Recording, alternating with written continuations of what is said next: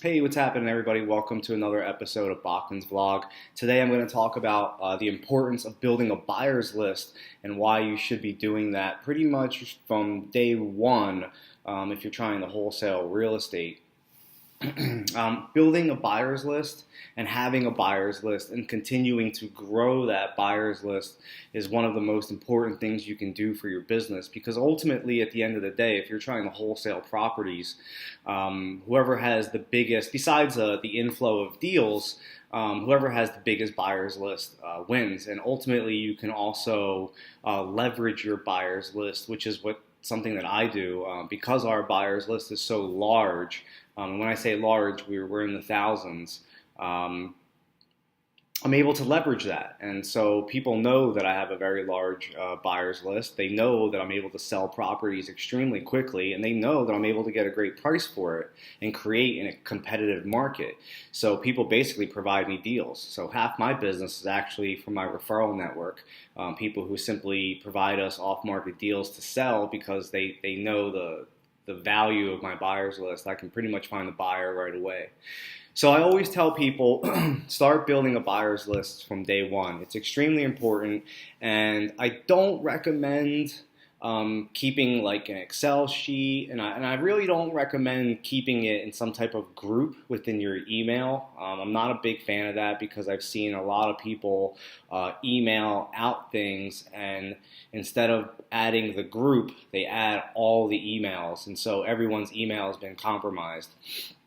So I'm not a fan of that. But what I am a fan of is it's 2018, so it's time to get with technology, right? And so I use MailChimp, but there's plenty other email marketing programs out there. They're all free to use unless you want to do more with it, and then you have to pay for it. Pricing is pretty reasonable. But within MailChimp, you can basically create a landing page or quote unquote join my buyer's list. And you can create a nice little thing with a picture. It says, join my buyer's list for off-market deals, name, phone number, email address. And you can start to market that, right? You create this page, you create your buyer's list form, and start to market it. And this way, every person who opts into the list is now in your email marketing platform. So doesn't that make sense? This way, if somebody, what I love about MailChimp is that there's an app for it. So if I'm talking to somebody, I can email them the link, I could text them the link, or I can just add them to my buyer's list right from the app. So utilize technology, right? Instead of, for example, on Facebook, there's all these wholesaling forums, right? And you always see these people email me this, join my buyer's list. Why not just create a simple landing page with a link that you can promote professionally via social media, via email, via text, whatever? People will automatically, whoever signs up for that list will automatically get populated into your email marketing platform. So it makes sense. It makes sense. And then from there, you can categorize them however you want. But building a buyer's list is super important. So create that link for people to join, put it out on Facebook, put it out on Twitter, put it out on Instagram, put it in your email signature, everywhere.